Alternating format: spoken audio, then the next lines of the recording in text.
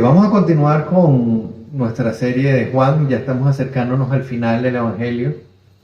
Estamos en el final del capítulo 19. La semana pasada estuvimos viendo ese pasaje tremendo de la crucifixión.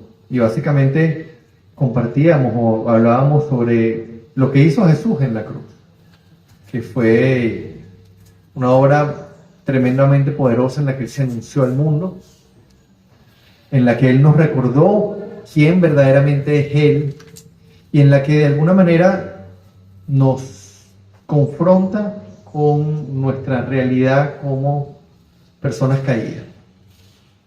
Él tenía que venir, Él tenía que hacer lo que hizo, Él lo anunció y lo cumplió. Y desde la cruz nos dijo además, cuídense los unos a los otros, especialmente los más débiles. Hoy vamos con la continuación de ese pasaje, básicamente cuando ya Jesús entrega su espíritu y es sepultado. Vamos a estar leyendo ahí en el capítulo 19, los últimos versículos, desde el 38 hasta el 42. Y básicamente nos vamos a confrontar con una realidad en este texto. El sermón de hoy lo titulé Antes y Después de la cruz, porque vamos a ver las vidas de algunas personas antes de enfrentarse a la cruz y después de haber presenciado la cruz. Vamos a leer ahí Juan 19, 38 al 42. Después de esto, José de Arimatea le pidió a Pilato el cuerpo de Jesús. José era discípulo de Jesús, aunque en secreto por miedo a los judíos. Con permiso de Pilato fue y retiró el cuerpo. También Nicodemo, el que antes había visitado a Jesús de noche, llegó con unos 34 kilos de mezcla de mirra y aloe. Ambos tomaron el cuerpo de Jesús y, conforme a la costumbre judía de dar sepultura, lo envolvieron en vendas con las especias aromáticas. En el lugar donde crucificaron a Jesús había un huerto, y en el huerto un sepulcro nuevo en el que todavía no se había sepultado a nadie. Como era el día judío de la preparación y el sepulcro estaba cerca, pusieron allí a Jesús. Como les dije, este pasaje nos va a confrontar. Leímos dos nombres, José de Arimatea y Nicodemo. Y el pasaje de alguna manera nos sugiere no solamente a José de Arimatea y a Nicodemo, sino a los que estaban alrededor. Y vamos a ver un antes y un después. Vamos a ver a José de Arimatea antes de la cruz, a Nicodemo antes de la cruz, y los vamos a ver a ellos dos una vez que se enfrentaron a la cruz, una vez que vieron al Mesías crucificado. Pero lo más importante es que este texto que vamos a ver hoy nos confronte a nosotros con esta realidad. Nosotros antes de la cruz y nosotros después de entender lo que pasó en esa cruz. Vamos a comenzar viendo a José de Arimatea antes de la cruz. Si nosotros recorremos el Evangelio de Juan completo, todos los demás evangelios, no encontramos ninguna referencia previa sobre José de Arimatea. La Biblia no nos dice nada de él, no nos dice quién era, no nos dice en qué momento había conocido a Jesús, cómo se había convertido en su discípulo, no nos dice absolutamente nada. De hecho, en el texto que acabamos de leer, nos dice todo lo que necesitamos saber sobre José de Arimatea. Y en el versículo 38, no sé si notaron una sección del texto que dice: José era discípulo de Jesús, aunque en secreto por miedo a los judíos. Perdón. José había estado siguiendo a Jesús durante su ministerio. Definitivamente lo conocía, era discípulo suyo, pero no había hecho pública su fe. No había dicho públicamente que creían en Jesús como el Cristo. Y el tema, uno diría, pero bueno, ¿por qué no?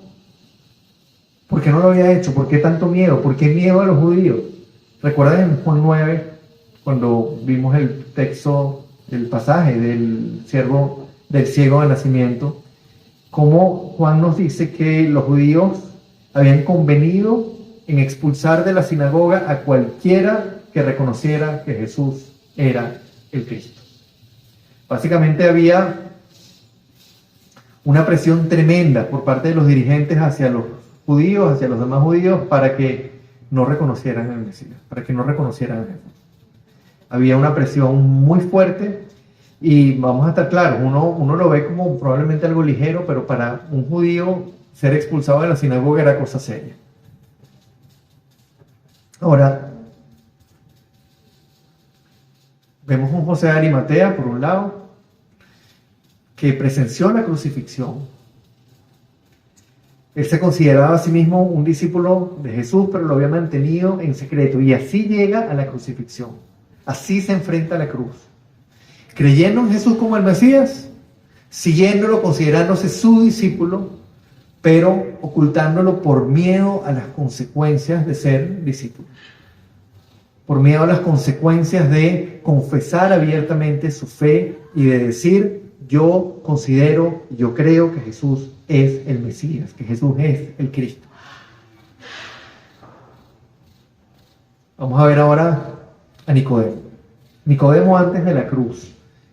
Así como por un lado no tenemos ninguna información de José de Arimatea antes de la crucifixión de Jesús, de Nicodemo ocurre todo lo contrario. Tenemos unas cuantas referencias. De hecho, la primera vez que vemos a Nicodemo lo vemos en el capítulo 3. Los versículos 1 y 2 nos dice que había entre los fariseos un dirigente de los judíos llamado Nicodemo, y él fue de noche a visitar a Jesús. Podemos elucubrar, como hablamos en aquel momento que predicamos el pasaje, por qué fue de noche, si es porque en el día había mucha gente, si es porque no quería que lo vieran con Jesús. Eso no es lo importante aquí. El hecho es que fue y se presentó haciéndole una declaración: sabemos que eres un maestro que ha venido de parte de Dios, porque nadie podría hacer las señales que tú haces si Dios no estuviera con él. No vamos a predicar este texto, no vamos a ahondar en él, pero sí quiero que recordemos unas cosas. Nicodemo reconocía que en Jesús había algo. Este no es un hombre cualquiera, él viene de Dios, porque lo que él está haciendo no es obra de hombre. Jesús le contesta de una manera tremenda, diciéndole: de veras te aseguro que quien no nazca de nuevo no puede ver el reino de Dios. Y la respuesta de Nicodemo es: bueno, ¿y cómo es eso? ¿Cómo puede uno nacer de nuevo ya siendo viejo? ¿Acaso puede entrar por segunda vez en el vientre de la madre y volver a nacer? Y ahí se inicia una conversa entre Jesús y Nicodemo, que lleva allí a Jesús en el versículo 6 a decir: lo que nace del cuerpo es cuerpo, lo que nace del espíritu es espíritu. No te sorprendas de que te haya dicho: tienen que nacer de nuevo. El viento sopla por donde quiere y lo oyes silbar, y aunque ignoras de dónde viene y a dónde va, lo mismo pasa. Aunque ignoras de dónde viene y a dónde va, lo mismo pasa con todo el que nace del espíritu. Y Nicodemo replica: ¿y cómo es posible que esto suceda? Él de alguna manera estaba movido, él de alguna manera había comprendido que Jesús no era una persona cualquiera, que era un enviado de Dios, probablemente no estaba claro en quién era, y le pregunta: ¿y cómo es posible que uno nazca de nuevo? ¿Cómo es eso de nacer del Espíritu? Y Jesús le dice: tú eres maestro de Israel y no entiendes estas cosas. Te aseguro que hablamos de lo que sabemos y damos testimonio de lo que hemos visto personalmente, pero ustedes no aceptan nuestro testimonio. Si les he hablado de las cosas terrenales y no creen, entonces ¿cómo van a creer si les hablo de las celestiales? Nicodemo tenía ahí una situación todavía complicada. El hecho es que Jesús le hizo una declaración clave en ese momento. Clave para que entendamos lo que ocurrió con Nicodemo cuando se presentó delante de la cruz, cuando vio a Jesús crucificado. En el capítulo 3, ahí mismo, en el versículo 14 y 15, Jesús le dice: como levantó Moisés la serpiente en el desierto, así tiene que ser levantado el Hijo del Hombre, para que todo el que crea en él tenga vida eterna. Y ahí básicamente Jesús está haciendo referencia a un texto del Antiguo Testamento en el que el Señor mandó serpientes a que mordieran a los israelitas por su falta de fe, por su desobediencia, y empiezan a morir por montones. Y cuando Moisés clama, el Señor le dice: ok, haz un asta de madera y pon en lo alto de esa asta de madera una serpiente de bronce, una serpiente metálica, para que todo el que la vea y crea sea sanado. Y básicamente era un anuncio de lo que iba a ser la cruz. ese momento, Nicodemo no sabemos qué dijo, qué no dijo. La palabra no nos dice si él creyó o no creyó en ese momento, pero sí podemos suponer que todo estaba en un proceso probablemente similar al de José de Arimatea, porque más adelante, en el capítulo 7, hay un momento en el que los fariseos están confrontando a un grupo de creyentes, de personas que estaban siguiendo, y dice a Jesús, y el texto nos dice ahí en Juan 7, 50 al 52, Nicodemo, que era uno de ellos y que antes había ido a ver a Jesús, les interpeló, ¿acaso nuestra ley condena a un hombre sin antes escucharlo y averiguar lo que hace? A lo que le contestan los fariseos, ¿no eres tú también de Galilea? Investiga y verás que de Galilea no ha salido ningún profeta. Resumiendo la situación de Nicodemo, él presenció la crucifixión, por decirlo de alguna manera, siendo un casi creyente, estando ahí. Él estaba movido por la persona de Jesús, movido por quien él era, pero no se atrevía a decir directamente. Trató de interceder un poco con los judíos cuando estaban hablando de Jesús. Oye, pero ¿por qué lo vamos a juzgar si no hemos sabido, si no lo hemos ni siquiera escuchado? Probablemente tenía dudas, pero era clave que él había escuchado a Jesús decir que el Hijo del Hombre debía ser levantado como la serpiente en el desierto para que todo el que crea en él tenga vida eterna. Eso es clave en Nicodemo, porque Nicodemo estuvo delante de la cruz y vio al Hijo del Hombre levantado para que todo el que creyera en él tuviese vida eterna. Y eso es crucial. Ahora, lo que vamos a ver a continuación es que tanto José de Arimatea como Nicodemo, una vez que se enfrentan en la cruz, viven un cambio radical en ese aspecto de mantenerse en la sombra. Ahí el versículo 38 nos dice, vamos a ver a José y a Nicodemo después de la cruz. El versículo 38 nos dice, después de esto, José de Arimatea le pidió a Pilato el cuerpo de Jesús. Como ya leímos antes, José era discípulo de Jesús, aunque en secreto por miedo a los judíos. Con el permiso de Pilato, fue y retiró el cuerpo. Al presenciar la crucifixión, José de Arimatea perdió el miedo y fue públicamente, se tomó la tarea de retirar el cuerpo sin vida de Jesús de la cruz. Se expuso delante de los fariseos y delante del resto y demostró, yo creo que él era quien decía ser. Yo creo en él. El versículo 39 nos dice, también Nicodemo, el que antes había visitado a Jesús de noche, llegó con unos 34 kilos de una mezcla de mirra y aloe. Y es probable que al presenciar la crucifixión, a Nicodemo le viniera a la mente esas palabras de Jesús cuando se reunieron de noche unos años atrás. Como levantó Moisés la serpiente en el desierto, así también tiene que ser levantado el Hijo del Hombre para que todo el que crea en él tenga vida eterna. Nos imaginamos nosotros el impacto que para Nicodemo pudieron haber tenido esas palabras al ver a Jesús crucificado y pensar en la serpiente levantada en el medio del desierto, para que todo el que por fe la viera y creyera fuese sanado. Frente a sus ojos estaba ocurriendo lo que Jesús le había dicho que iba a ocurrir. El hecho es que tanto José como Nicodemo se movieron y públicamente proclamaron su fe. Ambos tomaron el cuerpo de Jesús, versículos 40 al 42, ambos tomaron el cuerpo de Jesús y conforme a la costumbre judía de dar sepultura, lo envolvieron en vendas con las especies aromáticas. En el lugar donde crucificaron a Jesús había un huerto y en el huerto un sepulcro nuevo en el que todavía no se había sepultado a nadie. Como era el día judío de la preparación y el sepulcro estaba cerca, pusieron allí a Jesús. Vamos a ver el cuadro. José de Arimatea, Nicodemo, ambos habían estado en la sombra, escondidos durante el ministerio de Jesús por miedo a las consecuencias, por miedo a los judíos, por miedo a lo que podría ocurrirles a ellos si confesaban públicamente que creían en Él, o que por lo menos lo estaban considerando.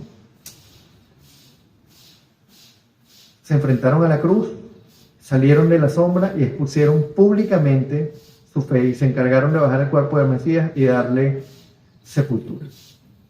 Cuando se enfrentaron al momento crucial de la cruz y vieron al Mesías muriendo en la cruz, lejos de salir corriendo y esconderse más, dieron a conocer su fe. No sé si se dan cuenta de la magnitud de lo que está pasando aquí. Y aquí uno se preguntaría, ¿y el resto qué? ¿Dónde estaban los 11 discípulos, los 11 apóstoles que todavía estaban? Ya no estaba Judas, pero todos los demás, ¿dónde estaban? ¿Por qué no fueron ellos a la cruz? A bajar el cuerpo. ¿Por qué no ayudaron ellos? ¿Por qué no participaron ellos en esto? ¿Dónde estaban los otros tantos que habían caminado también, los otros tantos discípulos que habían caminado con él, que lo conocían íntimamente, que habían escuchado de primera mano sus enseñanzas? ¿Dónde estaban todos los que lo habían oído varias veces anunciar que él debía morir en manos de los gentiles, pero que el tercer día iba a resucitar?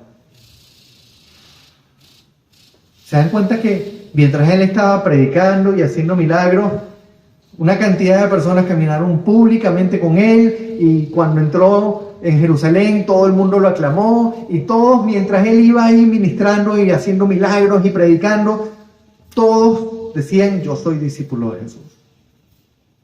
Pero todos esos que decían soy discípulo de Jesús, cuando se enfrentaron a la realidad de la cruz, se escondieron. Frente a la perspectiva de la cruz, bajaron la cabeza y se escondieron. Pareciera que el impacto inmediato que tuvo la cruz en José y Nicodemo no fue igual al que tuvo en los demás apóstoles y en los demás discípulos. En los apóstoles y en los demás discípulos. Este texto saca a relucir algo tremendo. Y es como los que estaban escondidos cuando vieron la cruz fue lo que hizo falta para que ellos salieran de la sombra, pero para muchos que lo estaban siguiendo todavía pasó el tiempo, porque no les cayó todavía la locha, como decimos en Venezuela. No entendieron lo que estaba ocurriendo en ese momento. De hecho, para los discípulos, para los apóstoles, tuvieron que pasar varias semanas hasta que conocieran el Espíritu Santo, hasta que fuera derramado el Espíritu Santo sobre ellos y ellos se dieran cuenta y perdieran el miedo y salieran, porque hasta el último momento estuvieron escondidos, a puertas cerradas. Y fue ahí que comienzan a predicar, es ahí que dan a conocer públicamente su fe. Pero mientras tanto estuvieron el mismo Juan. ¿Se dan cuenta del contraste entre la reacción de José de Arimatea y Nicodemo después de la cruz? Cómo cambiaron su manera de actuar antes y después de la cruz cuando la comparamos con el resto de los discípulos. Mientras Jesús estaba en su ministerio, mientras estaba sanando, mientras estaba predicando, mientras parecía ser un ministerio exitoso y acorde a lo que ellos creían, estaban ahí siguiéndolo. Pero cuando vino la cruz, cuando se enfrentaron a la realidad más tremenda, se echaron atrás. Al presenciar la crucifixión, los discípulos más cercanos, los que tenía cerquita, los 11 que habían estado caminando con él, más los otros tantos que compartieron sus enseñanzas de primera mano, se acobardaron y se escondieron. Y probablemente se acordaron de Jesús diciendo que quien quisiera ser su discípulo tendría que negarse a sí mismo, cargar su propia cruz y seguirlo a él. Ahora lo veían a él crucificado. Y la primera reacción fue esconderse. Y como acabamos de decir, tuvieron que pasar varias semanas hasta que recibieron el Espíritu Santo y finalmente entendieron lo que había pasado ahí y salieron públicamente a proclamar su fe. Y ante esto, hermanos, nosotros tenemos que hacernos la pregunta y reflexionar. Porque esto nos llama a una reflexión profunda. ¿Cómo reaccionamos nosotros frente a la cruz? A la luz del llamado de Jesús de negarnos a nosotros mismos, tomar nuestra cruz y seguirlo a Él. Es una pregunta crucial. Porque podemos seguir a Jesús por las promesas. Podemos seguir a Jesús porque Él dice que Él proveerá lo que necesitamos. Porque la Biblia dice que Él sanó. Podemos seguir a Jesús por todo lo que Él puede hacer por nosotros, incluso porque Él nos promete vida eterna. Pero cuando nos enfrentamos a la realidad de la cruz y al llamado de Jesús, de todo el que quiera ser mi discípulo, que se niegue a sí mismo, tome su cruz y me siga, porque el que quiera ganar su vida la perderá, pero el que la pierda por causa del Evangelio la ganará. Ahí la cosa cambia. Porque ahí o tenemos un entendimiento claro de lo que pasó en esa cruz y el verdadero regalo y el verdadero milagro que ocurrió ahí, o vamos a seguir viendo las cosas desde nuestra carne. Y vamos a ver la cruz como una locura, el negarnos y tomar nuestra cruz como algo negativo y como una carga, en lugar de ver y pensar lo que dice el mismo Jesús en ese texto, en el que nos dice que negarnos, tomar nuestra cruz y seguirlo no es pérdida, es ganancia. Porque el que quiera ganar su vida la perderá, pero el que la pierda por causa de Él la ganará.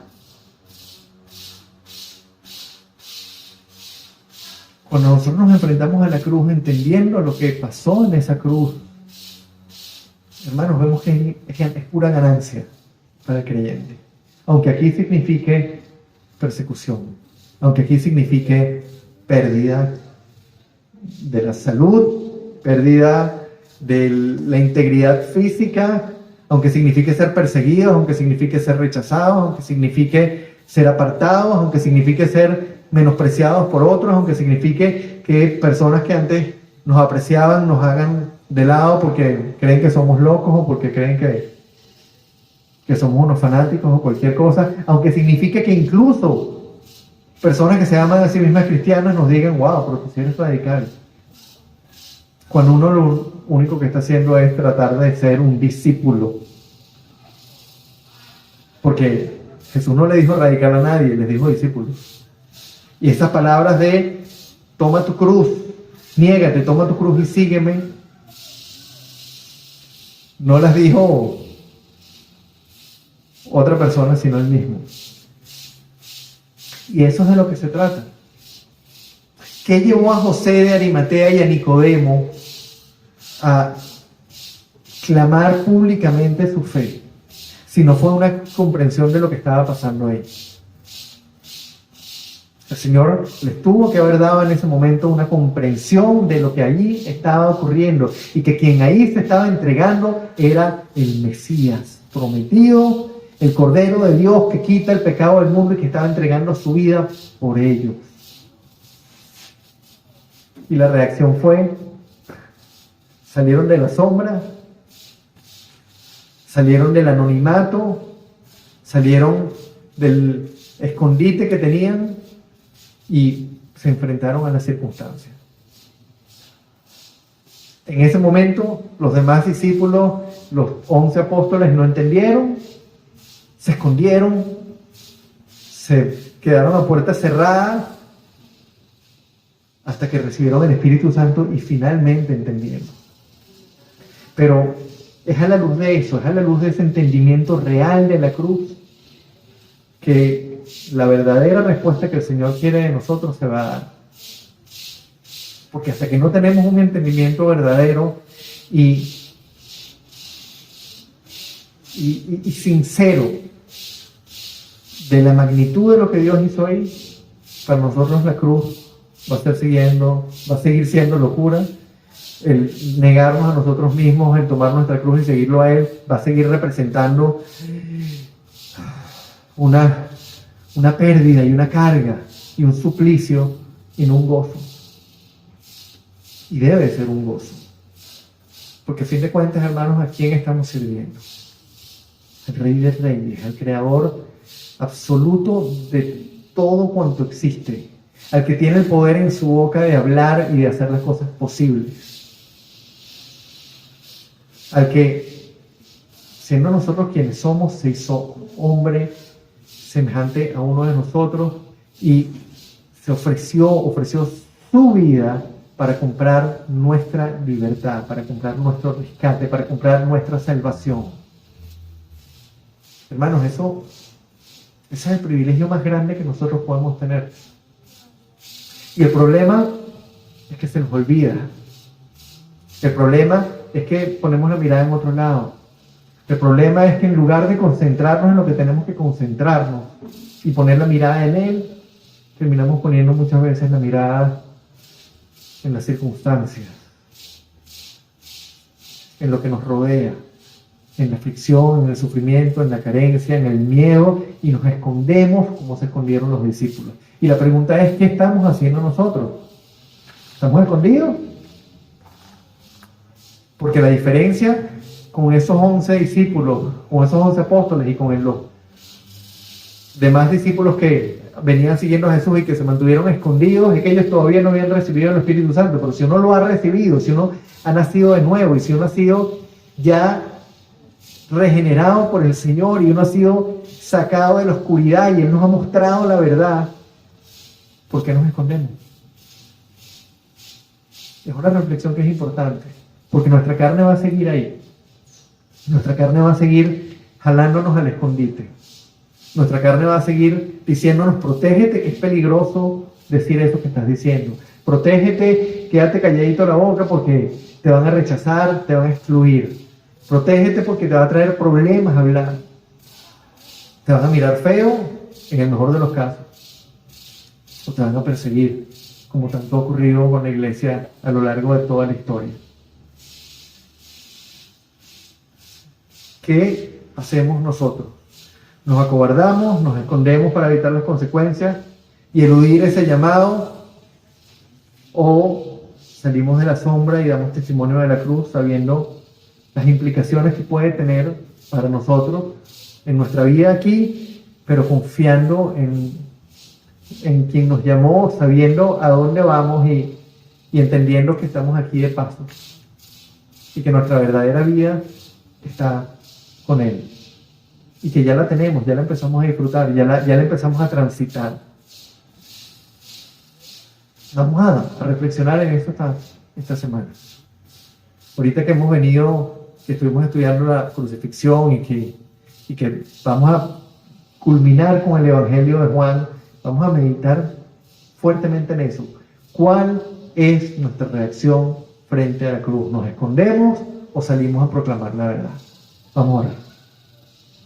Padre Santo, te damos las gracias, Señor, porque con este texto que pareciera tan sencillo, Señor, tú nos confrontas con una de las realidades más grandes y con una de las luchas más grandes que nosotros tenemos en el día a día, Señor, como discípulos tuyos. Es el escondernos, Padre, frente al riesgo. Es el escondernos, es el callar, el mantenernos a la sombra, el ocultar, Señor, nuestra fe, el no confesarla, el no predicarla, por el miedo a las consecuencias, o el reconocer, Señor, el recordar lo que tú hiciste en esa cruz y salir abiertamente, Señor, a predicar la verdad, no importa las consecuencias que pueda tener, así como hicieron José de Arimatea y Nicodemo justo después de la crucifixión y como hicieron el resto de tus discípulos, Señor, una vez que recibieron el Espíritu Santo. Padre, te pedimos que hagas de nosotros siervos valientes, que quites de nosotros, Señor, cualquier deseo de ocultarnos, que quites de nosotros el miedo, que quites de nosotros el deseo de permanecer bajo la sombra, a la sombra, mejor dicho, ocultos, Señor, y que nos des la oportunidad de predicar tu palabra, de compartirla con gozo, sin miedo, con verdad. Que seamos esos siervos, Señor, que estamos deseosos cada día, cada momento de hablarles a otros de ti. Nuestra carne nos jala en una dirección, Señor, que tu Espíritu siempre nos recuerde y nos jale en la dirección correcta y nos recuerde, Señor, la magnitud de lo que tú hiciste, la magnitud del regalo, el privilegio que tenemos para que, Señor, más nunca nos acobardemos, para que más nunca nos escondamos, Señor, y estemos haciendo siempre lo que tenemos que hacer como discípulos tuyos. Te damos el honor, te damos la gloria, te alabamos, te bendecimos, te glorificamos, Señor, y ponemos nuestras vidas delante de ti, pidiéndote que nos utilices y que nos transformes, Padre, y que hagas de nosotros siervos útiles en tus manos. Te lo pedimos en el nombre de Cristo. Amén y amén.